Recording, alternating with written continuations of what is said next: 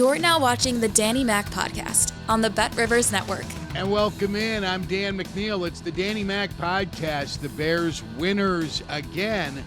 4-2 on the season as they head into the bye. A very convincing win over the Jaguars today in London in what looks like an awesome stadium, didn't it? Isn't that Tottenham Hotspur? Doesn't that look like a place you'd love to go?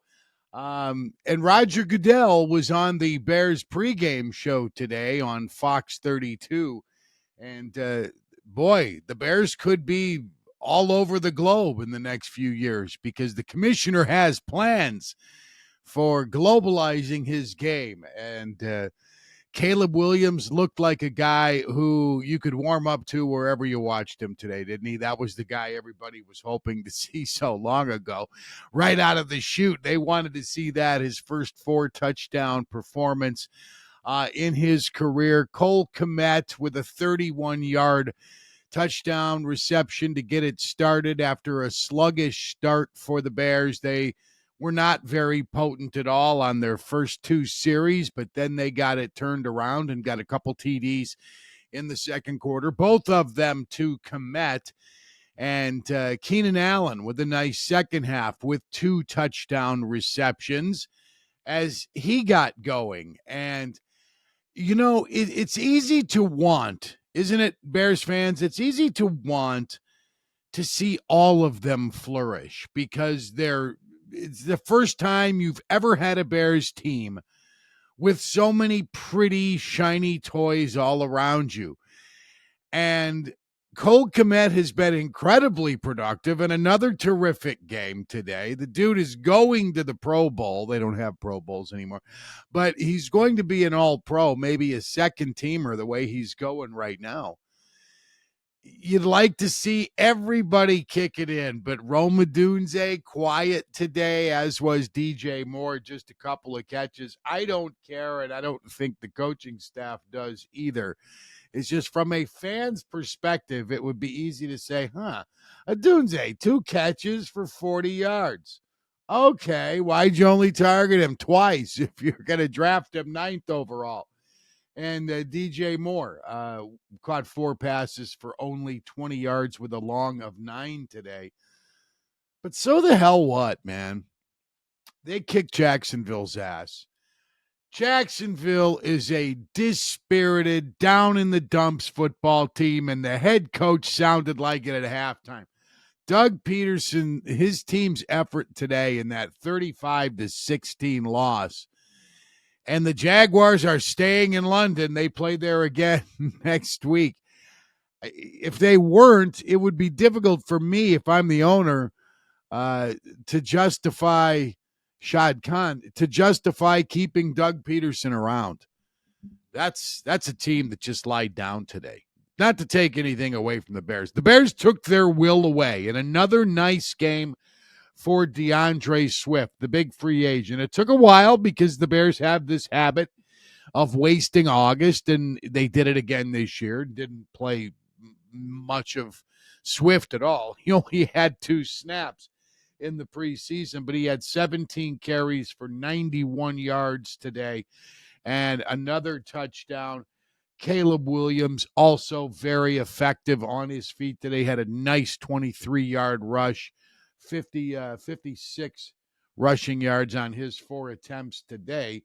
So the Bears pass for almost 7 yards per attempt at 6.9. And they ran the ball very effectively as well. 29 rushes for 152 yards. That is a nice, complete team victory. And Jalen Jones is their leading tackler today, the corner, and a terrific game. The Bears secondary was a concern coming in because you had Jaquan Brisker missing with concussion issues, and they lost Kyler Gordon, who was their second leading tackler in the second half today. But secondary stepped up. Trevor Lawrence doesn't have much help. Trevor Lawrence looks lost. Man, this is how it goes. When quarterbacks get drafted in the first round, as they did in 2021, 4 of the 5 of those guys in the top 15, Mac Jones was 15th. 4 of the 5 are not with their original teams, and 3 of them are not starters. Trey Lance is a backup in Dallas. Mac Jones, who got in today a little bit in relief of Trevor Lawrence, the only guy with his team. And you remember Justin Fields, who was chosen 11th in that draft, and the Bears moved him along, and Fields is the starter again today in Pittsburgh. There was talk that Russell Wilson might get back in the saddle after mysteriously not being ready to go to start the year with a calf injury, Mike Tomlin naming Justin Fields. But that's just the nature of this draft when you just don't have any effing clue. And Jaden Daniels with Washington, which is the next Bears assignment, is screaming out of the gate for the Commanders. Very much looking forward to seeing the Commanders-Ravens. There are some good games today. Looking forward to this because it's getting fun now that the Bears fans, you probably feel like you can exhale, don't you?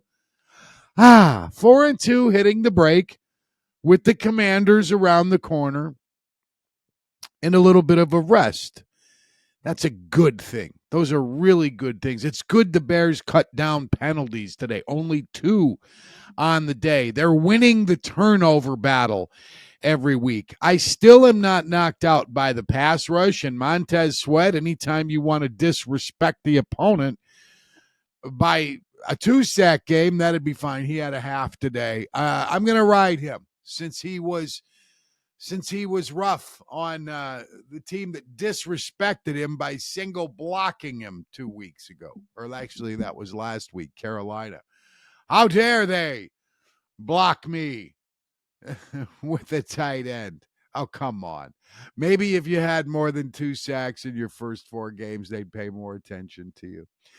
But this is a good place to be. This is where everybody thought the Bears would be. I think I was expecting a team that could win 10 or 11 games. My prediction was an 11-6 season. I thought they could win a playoff game or at least get to a playoff game. That's going to be a very tough putt to knock in the jar right now because the Vikings got out of the gate so hot. And as expected, Detroit and Green Bay are right on pace. But we'll see what happens. The Bears are now 4-2, and they can rid themselves of the AFC South for a few years. It's good to see the AFC South now in the rearview mirror, and the Bears can get on to some divisional opponents not starting for a little bit yet. We've got a few more weeks before you get to the Lions on Thanksgiving, and that's right after the Packers game, which is in week 11, I think. But hey, one at a time for Team Eberflus, right? Let's pick them up and knock them down one at a time. The Jaguars are a team. It's funny how quickly it goes in this league. It wasn't that long ago when they were this close to getting to a Super Bowl. Do you remember the 2017 Jaguars under Blake Bortles, who for 1 year looked like a guy who should have been drafted as high as he was? And even though he still had the baseball windup, he was a very effective quarterback. And in that one season, the Jaguars were awesome on defense. They went to Pittsburgh and beat the crap out of the Steelers' defense. They scored 45 points. Now, their defense was not good that day either. I think that was a 45-42 or 42-39 final. It was a 3-point decision, but Jacksonville scored all kinds of points and almost beat New England in the next round. I thought a very questionable call in the AFC Championship game that didn't go Jacksonville's way when Barry Church, the safety, was called for a personal foul on Rob Gronkowski for an illegal hit, when in fact it was Gronkowski who moved his shoulders at the last second so it looked like helmet-on-helmet contact, when in fact he had led with the shoulder, but the guy with the hoochie, the guy with the football, sort of rerouted himself, and that changes the angle. The defender gets pads on him. So Jacksonville was a great team then, and they fell apart in no time. And they were a really exciting team just in Trevor Lawrence's first year in 21. It looked like the rebuild had worked. You might remember how awful the Jaguars were in their first playoff game with Trevor Lawrence in the first half. He threw, I think, 4 picks in the first half against the Chargers, who were coached by Brandon Staley at the time. And Lawrence engineered an amazing second half comeback. And Jacksonville won. And it looked like, okay, they should feel good they have their guy. Now it looks like all 5 of those teams that took quarterbacks in the top 15 picks in 2021 regretted it, is going to regret it. They all do. Trevor Lawrence's arrow is not going up, gang, coach. Mike Ditka's 85th birthday coming up. So it is right to give praise to the coach. I hope this year's quarterback-heavy draft isn't as thinned out in 4 years, or at least one of those for all of our sakes, for everybody's mental health in and around Chicago, that the overall number one winds up being everything he was expected to be, or at least very close to it. And it looks like Jaden Daniels is off to that good start, which is why the next time around for the Bears, it's going to be a lot of fun. Seeing what they passed on as an offensive coordinator in Cliff Kingsbury, who got away to join Dan Quinn's staff and guide Jaden Daniels into what early on is an offensive rookie of the year season. That's where he is at right now. I want to let everybody know the right way to do this game, this gaming thing, if you like putting a few bucks on college and pro football, is to do it at Bet Rivers and do same game parlays. Here's how it works. You pick 2 or more little prop bets in one game, in the same game, and you can earn squares if you knock it down. And when you do, you can win bonus bets, profit boosts, and jackpots of up to $10,000. I was a loser this week on my same game parlay with the Bears. I felt pretty good about them winning the game. I gave you them on the money line, but I also had a Roschon Johnson touchdown, and Johnson didn't get it done today, but a nice day for DeAndre Swift. He got his 3rd rushing touchdown of the year, and it was an effective day for the Bears. But play these same game parlays at Bet Rivers. It's a lot of fun, especially when the Bears played early today. You know, if I would have knocked those 2 down here before it's even 1 o'clock in the East, noon in Chicago, I could be doubling down on the noon action or have a little extra money. That's how it works. I would have paid 4-1, but a loser nonetheless. So the Bears are 35-16 winners today over the Jaguars in London. I can't say that Matt Eberflus did anything today I found terribly egregious. He looked a little disheveled when his headset flew off. He ran away from his gear trying to get a timeout late in the first half. And then he had a chuckle about it. Well, he really is your favorite weird uncle, isn't he? When he was interviewed by the NFL Network sideline reporter. Rich Eisen and Kurt Warner were fun to listen to today. Anytime Mark Sanchez is not in the booth, I'm okay with that. Sign me up for those broadcasts because the Ches is not for the Macker. I'm going to wrap it up. Bears winners 35-16.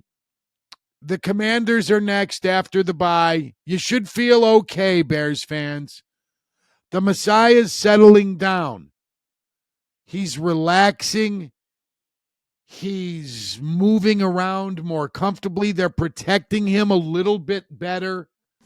Numbers on Williams today, 23 out of 29 for 226, 4 touchdowns, that 1 pick on the, 4th series of the game, and he was sacked 3 times. He also very effective on his feet. I think I mentioned 23-yard run.